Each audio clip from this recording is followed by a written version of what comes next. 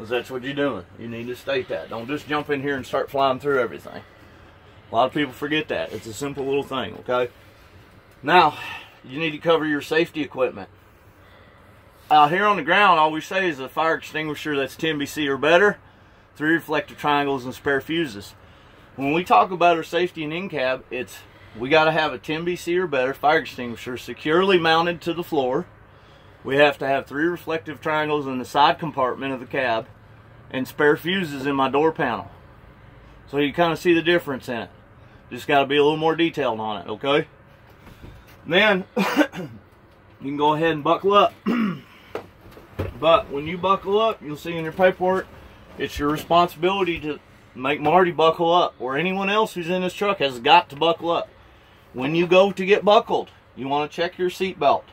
Make sure my seatbelt's not cracked, damaged, or loose and doesn't have any fraying. This is fraying, so this will not pass, okay? Go ahead and get buckled in. Then I'm going to try and stay with the paperwork as much as I can, but I kind of remember it a little bit different. Ouch. So you go ahead and cover your mirrors. My mirrors are not cracked, damaged, or loose. They're properly adjusted and clean. Then in your paperwork it says both windshields. The reason it says both windshields is because some trucks have splitters where you got 2 windshields. Just cover it like you got 2. Both of my windshields are not cracked, damaged, or loose. They're free from any stickers or anything that will obstruct my view. This right here is obstructing my view, but you kind of get the point. You don't want shit in front of you where you can't see, and you got to cover that. So now you've gone through your safety, you've done through a few things, and that's all it is. Now we're going to do a safe start, okay? When you do your safe start, you just need to describe to Marty how you do a safe start. Just like if you were teaching Marty how to do a safe start, like how we did Monday, you need to do that same thing. So we push our clutch all the way to the floor, make sure we're in neutral. We make sure both of our spring knobs are out. Right now I've only got one, so I'm going to go ahead and set my other one. I want both of these out at this time, okay? For in cap. I'm going to turn my key 1 click to the right, wait for my ABS light to go on and come off. When my ABS light goes on and come off, I'm going to start the truck up.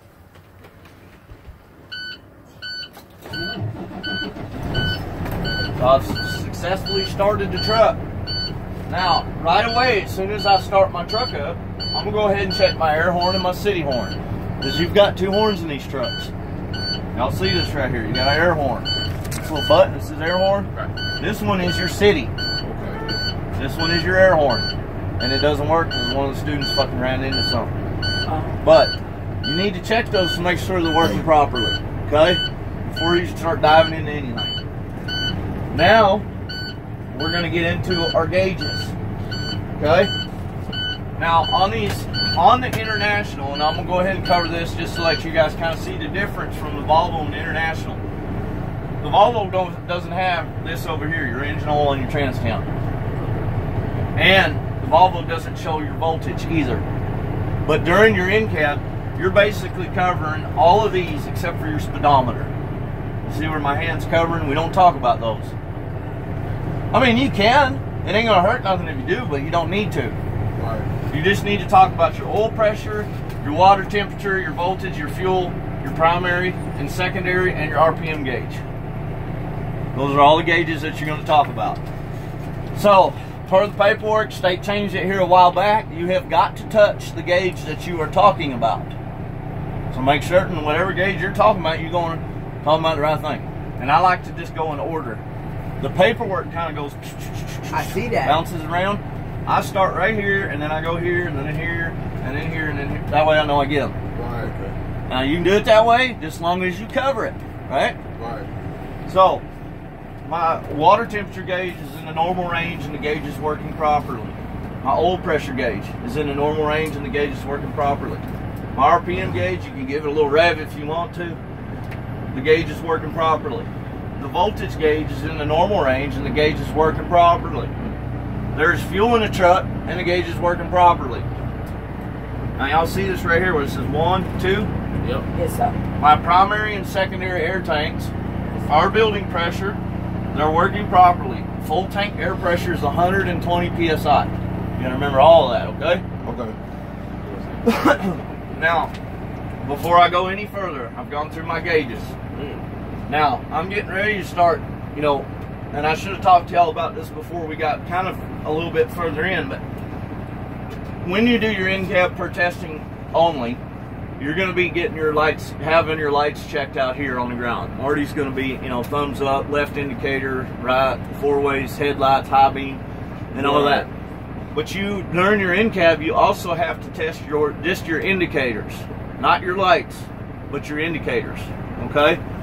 So, before I do that, I'm going to go ahead and cover my windshield washer wiper sprayer to make sure it's not crack damage or loose and it's working properly. So, you just fucking test it, make sure it's working right.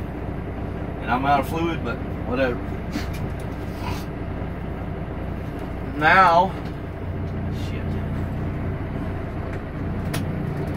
Now I'm gonna go ahead and go through all my indicators as far as my lights are concerned. Every single one of them, okay? So I'm gonna test my right turn signal indicator, it's working properly. My left turn signal indicator, it's working. My four-way flasher indicator's working. My headlights are working properly, and it's just really looking for the dome light. Come on, because you're testing your headlights before this. We're just testing the lights in here. Then you're doing your high beam indicator. Make sure it's working properly. The indicator. Right. It's just indicators. That's all we're checking. Okay. So make sure you talk about it right. And then when you get done, make sure you turn it off.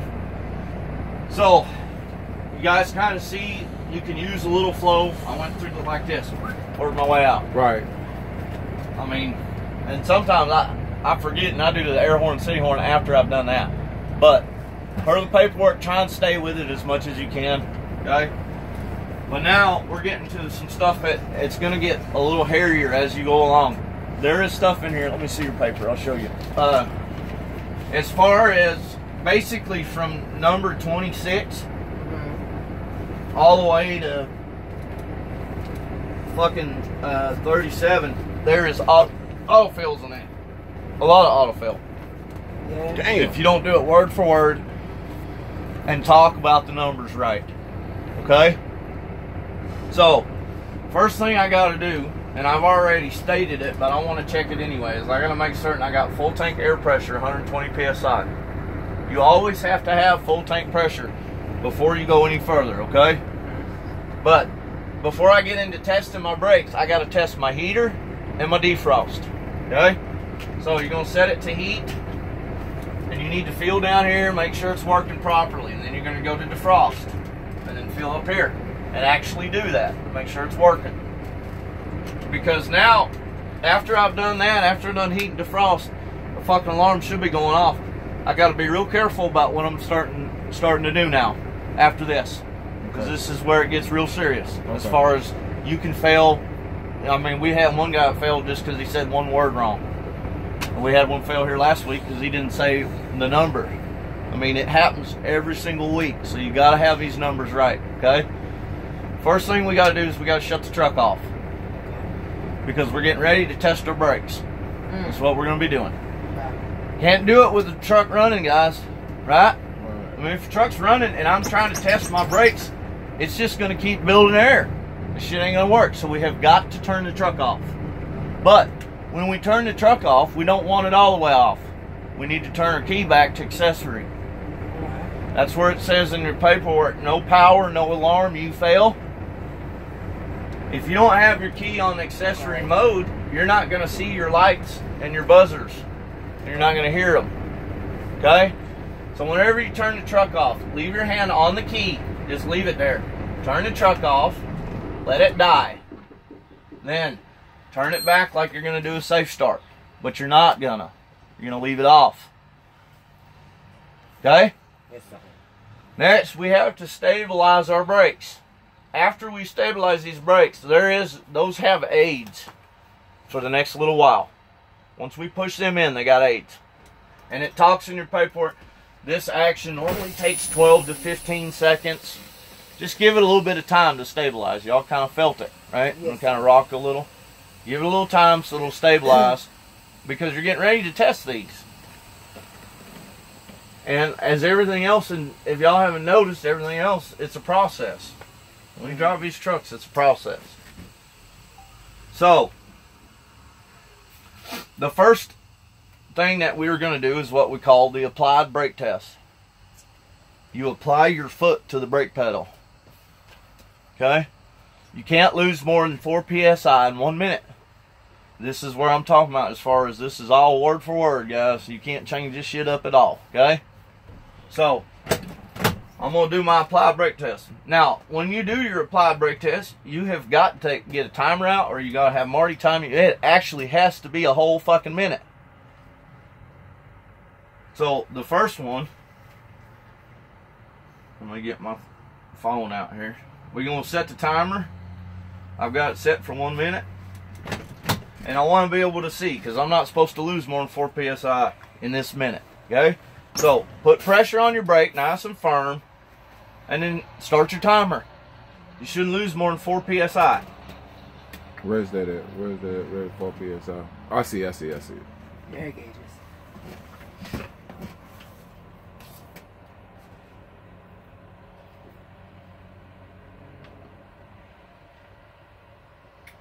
But all this is, I mean, this is the way you have to do it for your test.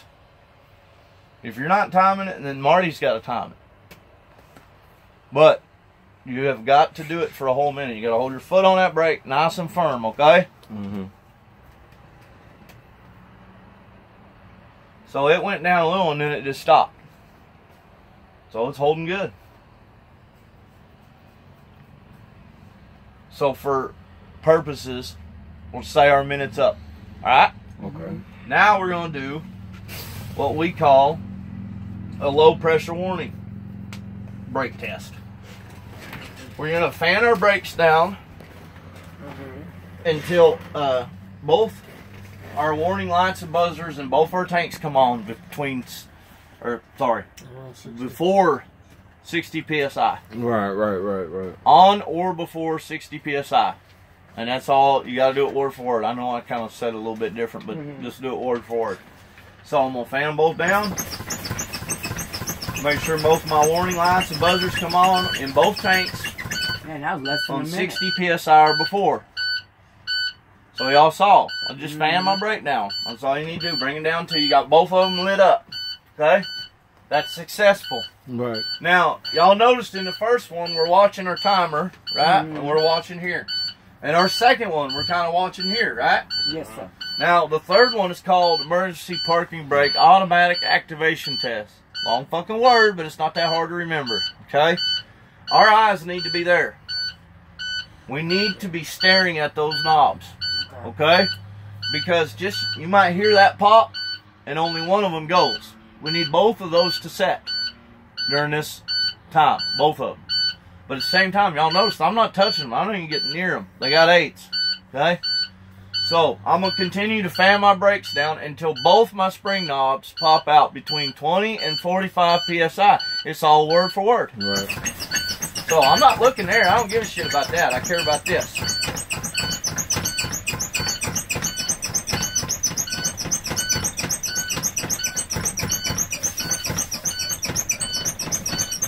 Yeah. They both set. Now, if they both don't set, you know, you've gone through it and only one of them sets until the other one sets. Right. If it still doesn't set, then you can ask Marty to restart the brake test. But if you restart the brake test, you still don't need to touch those. Because you're on a fucking chalk. Go. You're in neutral. So do your safe start, crank the truck up, build your pressure back up. Because you got to have full tank air pressure. Build your pressure all the way back up. And then you got to go through everything. Go through your applied. Go through your low pressure warning. Back down to your emergency parking brake.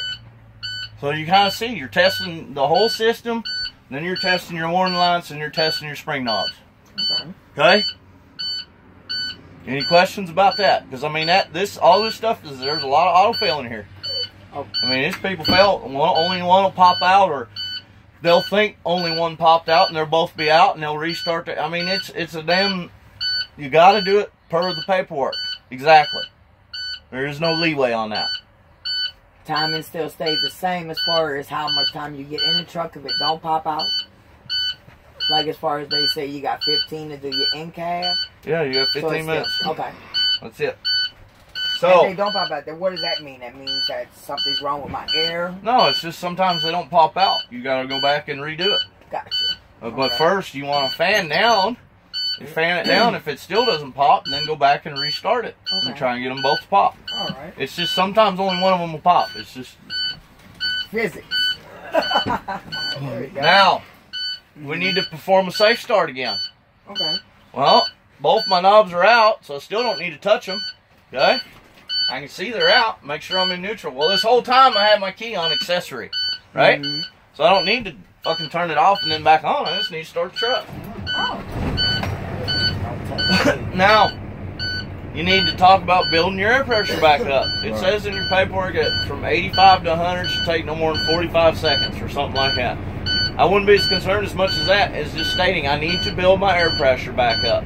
Full tank air pressure, primary and secondary tanks, is 120 psi.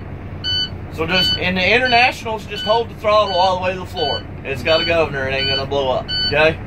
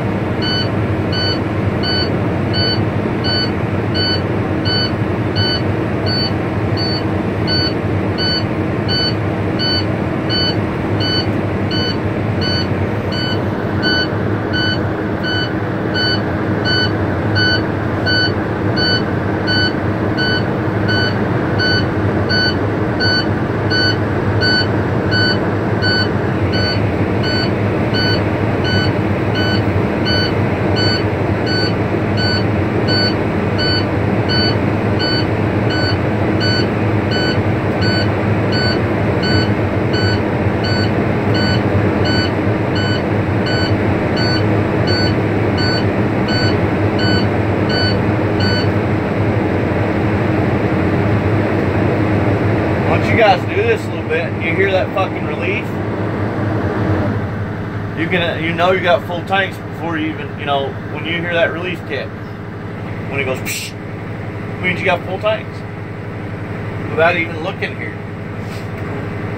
I mean, it's good to look there, but... Well, I was just wondering why that top one wasn't running as fast as that bottom one. Takes time to build your air back up. You just let it down to almost nothing. Yes.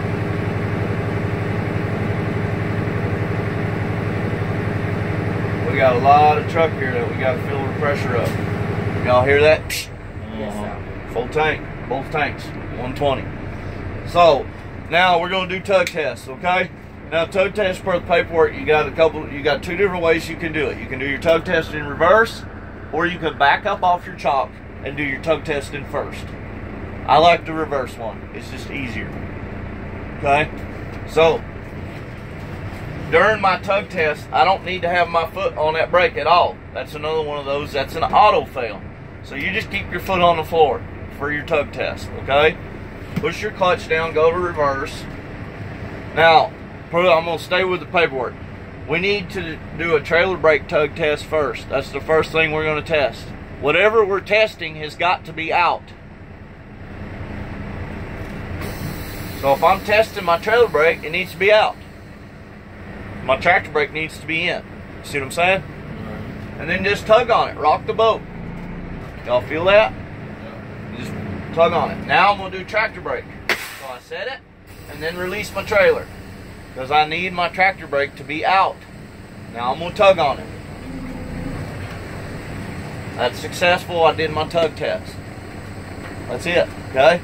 Now, during our service breaks, we have to just basically talk about all of that because you're not actually doing it because you're on a chalk. Okay?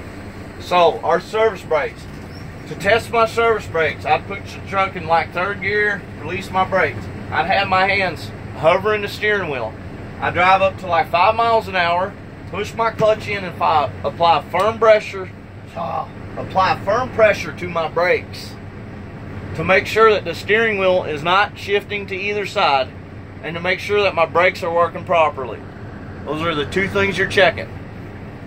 Then, it says something in there about backing the truck up to the original position. That's just a bunch of horse shit. Don't worry about it.